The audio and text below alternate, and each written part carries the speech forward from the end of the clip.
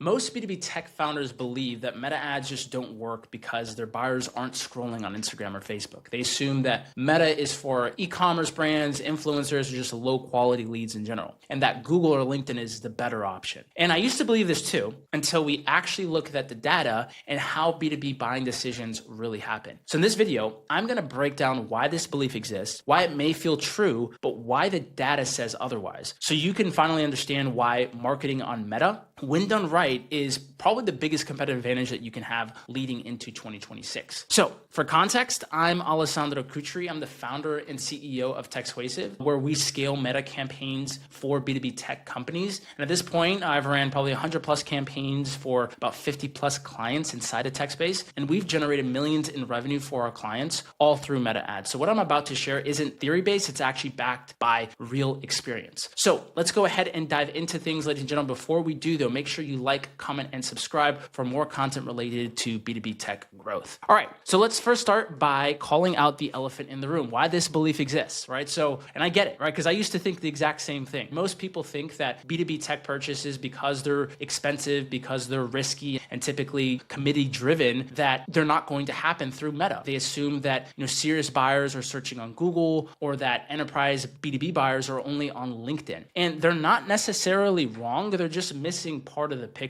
So let me first explain why Meta is what I think a competitive advantage for you moving into 2026 is because, first of all of your competitors are thinking very similar to you. They think that their buyers are on Google and LinkedIn. In your mind, what happens to those costs when more and more people advertise on those platforms? They go up, right? Because your competitors are there in advertising, the CPMs are higher, the CPCs are higher. The competition on those platforms causes the cost to go up and up. So Facebook is a gold mine because of the fact that less people are just using it. You can pay a less premium price to get in front of your target audience and get in front of the same audience that you may see on these other platforms. And so let me first diagnose the first misconception, which is my decision makers aren't on Meta. My B2B decision makers are not scrolling Meta. So let's pull up an article here called Powered by Search, just so we can get some insights into some statistics about people who actually scroll on Facebook. So as of January 2024, Facebook is the most popular social media platform with over 3 billion monthly active users. And to put that into perspective, that's a quarter of the world's population are daily active users of Facebook. And it's also the third most popular website, beaten only by Google and YouTube. So over about 200 million businesses are using Facebook to connect with customers. And 56% of B2B marketers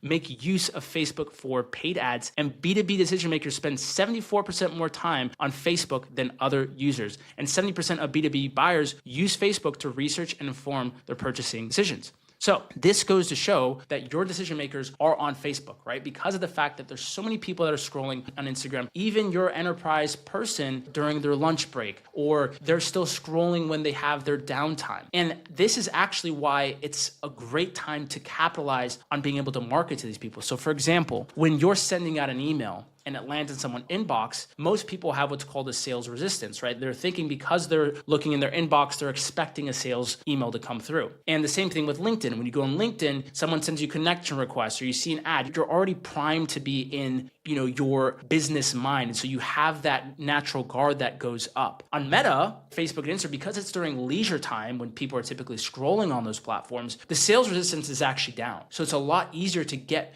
and have messages in front of people and for them to be able to click on it. So now that we've talked about that, one thing that I do want to go into that's really unique to Meta is the AI targeting. And one of the biggest misconceptions that people have about Meta is because of the fact that, it's a disruption-based platform, people are scrolling and then clicking on your ad, they think that the leads that come through are lower quality. But this couldn't be farther from the truth. Now, Meta is actually insane in terms of how great they are at finding the right type of buyer because they're looking at a couple of different factors when they influence who they put your message in front of. They look at job behavior, your seniority signals, engagement patterns, and also lookalike modeling. So let me quickly break down how Meta actually puts your messaging in front of people. It starts with what's called this GEM model, but not getting too into the weeds of how Meta actually runs. Just to give you a quick analogy, think of this GEM model as a giant AI brain. So that this AI brain that works with Meta, and this is a recent introduction, right, within the past year and a half, that has about 15 billion active signals on the 3 billion people that are actively scrolling on Facebook.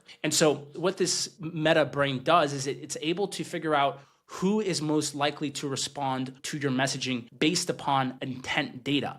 And if you think about, when you go on Netflix and you get a suggested video based upon some of the shows that you've watched in the past, and they're very similar to the types of things that you like, the Meta AI brain does the exact same thing. So it can actually predict what ad is going to perform based upon the conversion events that you set. So for example, if you want to show an ad to someone to book a call with a software demo, it's going to be able to find those exact people that have booked demos in the past that have high intent, so you're able to market to those people. Now, the Mega AI brain, which is that GEM model, is then paired with what's called the Pixel. So the Pixel, what that does is it's able to tell whether or not the inferences that the Megamind made is actually right. So the Pixel will train the mind on what exactly is the right conversion event. So for example, if someone books a call with you, the Pixel is able to train that data and send it back to the Megamind to find more people like that person. So what ends up happening here is it's this optimization effect that as more and more qualified people come through your funnel, the more and more that this Meta Pixel feeds the data back into this AI mind that's able to find more specific people like that person. So this is unique to Meta, right? No other advertising platform has rolled this out just yet. I know LinkedIn is testing this right now, but it's nowhere as good as what Meta has active right now.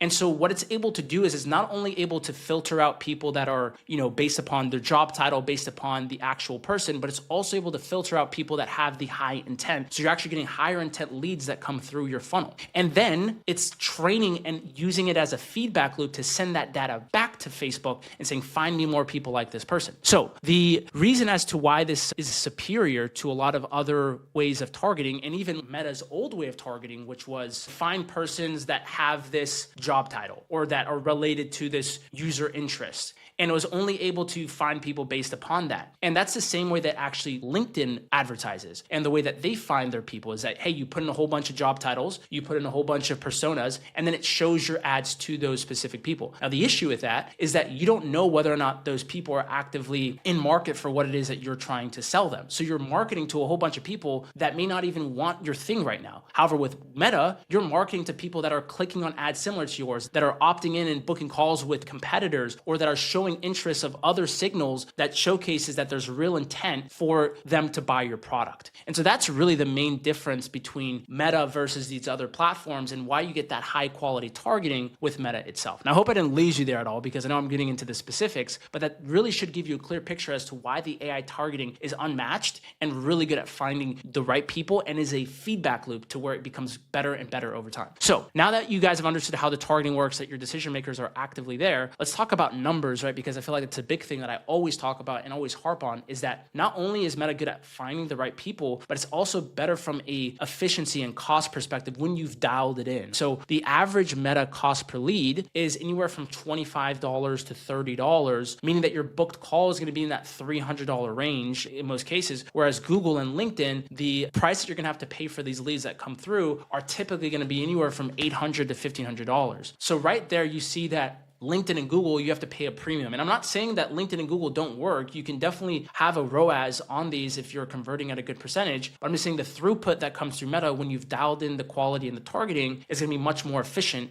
and you're going to be able to get a bigger ROI on your marketing dollar. Now, the biggest thing that people will fail when it comes to using Meta is because they're not capitalizing on actually how the platform works. So for example, if you're not training the Pixel on the right people coming through your funnel, now you're training Meta on the wrong data. And if your messaging within your ad itself isn't already qualifying those people that come through your funnel, you're essentially also training Meta on the wrong data. So that's why it's super important for you to have very hyper-specific messaging. Don't be generic. Only talk to the specific people that you want coming through the funnel so that you can train Meta to find more people like that person. That's why Meta doesn't work if your offer is super vague, if you're super generalized. And so what you want to make sure that you're emphasizing and working around is the fact that, how can I make sure my messaging qualifies the person coming in? And how can I make sure that I'm training the Pixel and training that Megamind on all the right people coming through the platform? And so that's just a quick introduction to why Meta Ads is I believe the superior platform to be marketing in 2026. There's a couple of reasons, like I just mentioned, is first of all, your decision makers are 100% there on their platform. They are scrolling on their platform, and it's much easier to get them to book a call when their guards are down during their leisure time. Second of all, the AI targeting is so good at finding people that are in market that have high intent based upon the signals, and you get a continued optimization learning so that the funnel becomes better and better over time. And the ROI economics make the most sense in terms of the cost per lead and the cost per call. And that's because of the fact that Meta knows who to show your ad to, and the fact that less people are advertising on the platform, less of your competitors. So I hope that makes sense in terms of why we think that Meta is a superior channel to advertise on. Now, you can use LinkedIn and Google and you can get results with them. I'm not saying you can't. I'm just saying that I believe that this is superior. So if you want help in any type of way building out Meta ads the right way, from the creatives to the funnels to the structure to the messaging,